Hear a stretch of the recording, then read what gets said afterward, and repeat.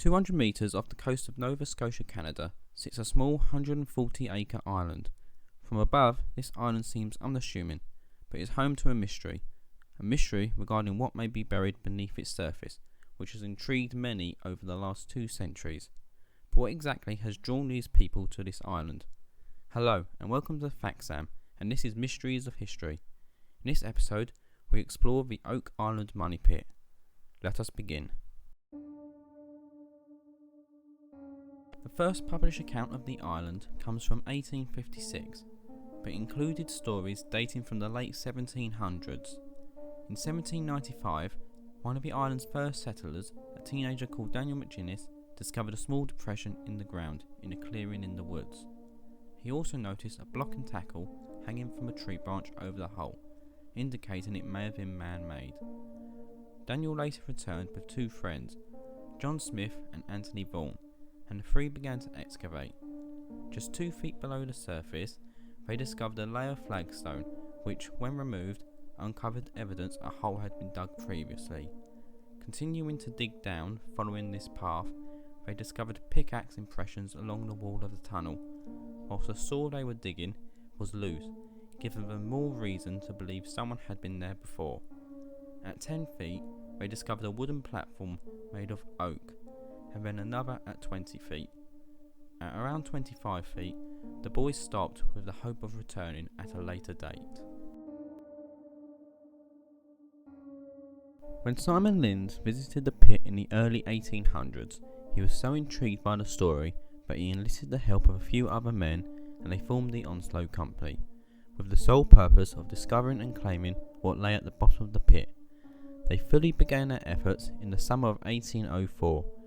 Just like in the original dig, every 10 feet they discovered a wooden platform, alongside other items including coal, sealant, and most bizarrely, coconut shells. Given coconuts are not native to the area, it was natural for the group to assume that these items had been placed by human hands. Then, at 90 feet, they made a significant discovery: a small stone tablet with strange symbols inscribed into it. They removed this tablet and continued digging. This tablet would not be decoded for another 60 years, supposedly stating 40 feet below, £2 million are buried. The team continued until, in a change of pattern, they hit another wooden platform at 98 feet. Thinking they must be close, they decided to retire for the day at this point and make a final push for the next day.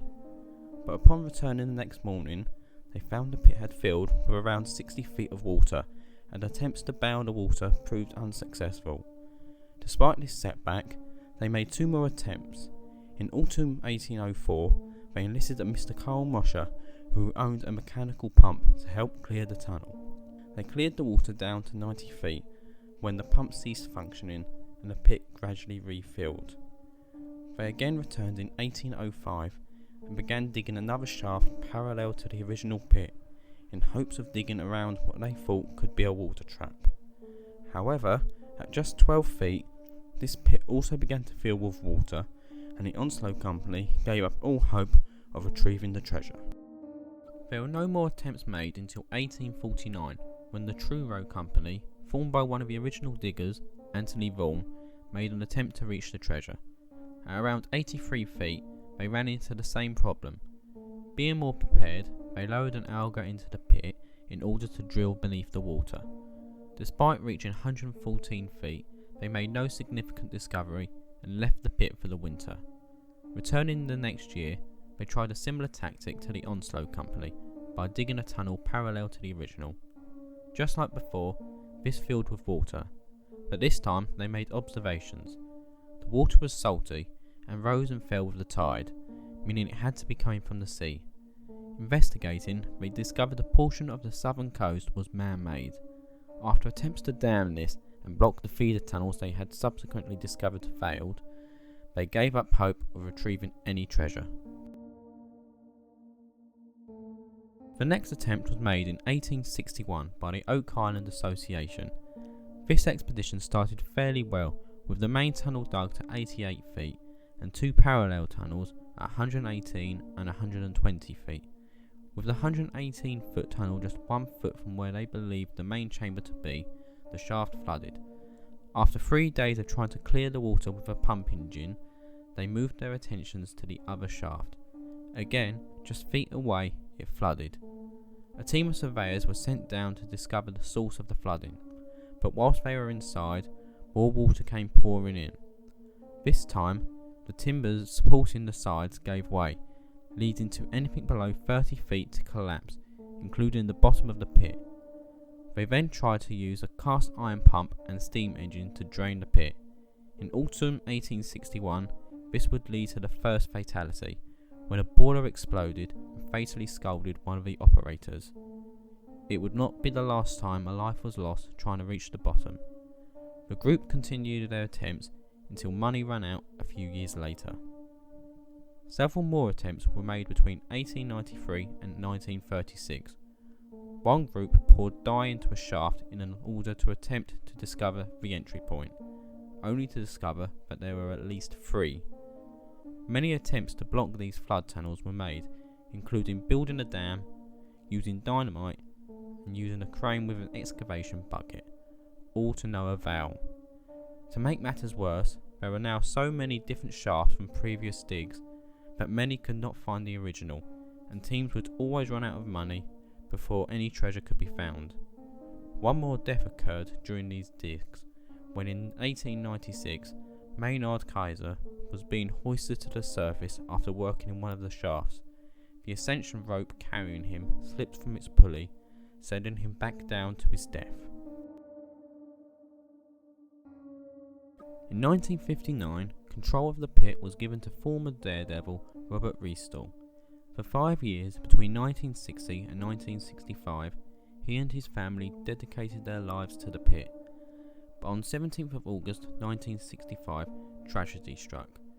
Robert and his 18-year-old son Bobby had been working on a new shaft. Robert peered into the tunnel to inspect the work, but lost consciousness and fell into the shaft. Witnessing this, Bobby went in to rescue his father, but also collapsed.